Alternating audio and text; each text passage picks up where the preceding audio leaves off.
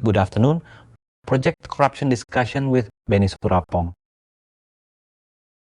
We will examine the world's largest corruption cases, understanding procurement fraud in bid rigging, how a single company can corrupt procurement processes in multiple countries, or how a single official can control procurement, covering the Odebrecht case, Operation Car Wash, the biggest construction corruption case, and more. All of corruption issues arise during the bidding process between the parties involved. What happens if a contractor's bid is lower than the owner's estimate, OE? Concept of a minimum reasonable bid. Generally, a reasonable reduction from the owner estimate of estimate engineer is around 15 to 20%.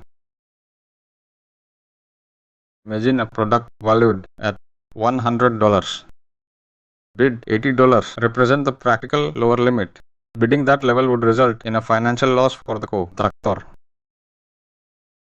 If a bid falls below approximately 80% of the owner estimate, the estimate should be reviewed through an arithmetic and technical analysis. The review focuses on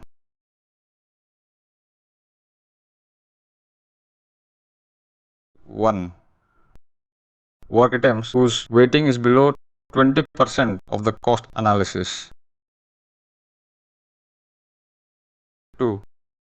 Productivity analysis unit in the owner estimate for individual work items rather than the total owner estimate. For example, suppose sweeping 1 square meter of floor is estimated 5 seconds at a cost of $1. Those sweeping productivity and unit price values should be technically verified for correctness. If the corrected estimate produces value lower than the contractor bid, then the estimate should be reviewed again. The consultant must be highly skilled and professional in preparing cost estimates. General process is as follows. Consultant prepares the designer cost estimate. That DCI estimate is then submitted to the technical project officer of the government agency acting on behalf of the project owner. After technical review and agreement between the consultant and the agency, the owner estimate is established. Public tender then announced based on that estimate engineer. Before continue, let's watch a video clip. The world's biggest bid rigging scandals. 1. Operation Car Wash, Lava Jato, Brazil. Corruption spanned 10 years, from 2004 to 2014. The economic impact and contract manipulation amounted to between $40 and $60 billion. 2. Odebrecht, involving more than 12 countries. From 2001 to 2016, losses of $3.5 billion. 3. The Siemens bribery case, involving more than 10 countries. From 1991 to 2006, $1.4 billion. 4. 1MDB, Malaysia, 2009 to 2015, $4.5 billion. 5. State capture, South Africa, 2090 to 2018, $3 to $6 billion.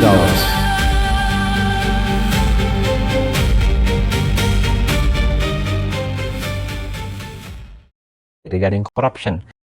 Reportedly, the most significant loopholes for planned corruption lie in the tender bidding process and the owner estimate, where these weaknesses lie.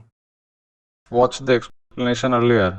Can probably identify various loopholes that could be exploited for cheating, or at the very least, you should understand.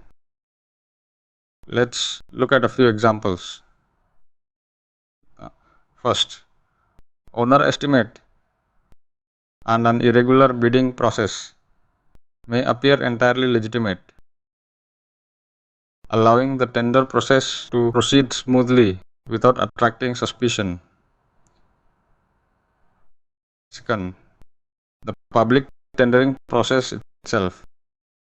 This is particularly true when a project has been pre-arranged before the tender is announced. Creating one's own enemies or setting up a scenario that will later lead to problems. Many budget markup cases originate in the owner estimate, where inflated prices are intentionally incorporated before procurement begins. Two common practices. First, a contractor controls multiple companies and submits bids through several different firms. Although several companies participated, only one was set to win. Second, the consultant and government agency have already agreed on the preferred contractor before the tender, including agreements with high-ranking government officials.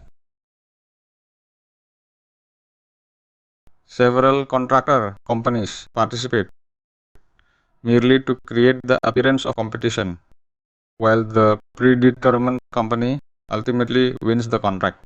Electronic procurement system solve this problem by improving transparency. Not necessarily. Neither electronic procurement nor conventional procurement automatically prevents corruption. In some situations, electronic procurement may actually make certain forms of manipulation easier because the process is conducted entirely through digital documentation. One final question. What's the typical profit margin for a contractor on a project? Generally, a contractor profit range from 10 to 25% depending on the project type and contract value. This profit margin includes contract administration costs, project-related commitments, and other expenses associated with executing the contract. 1.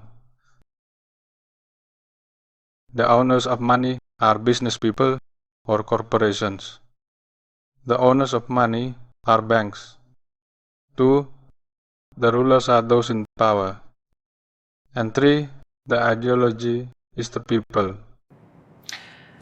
Benny Shurapam, thank you for sharing insights on public procurement, project budgeting, and corruption risks.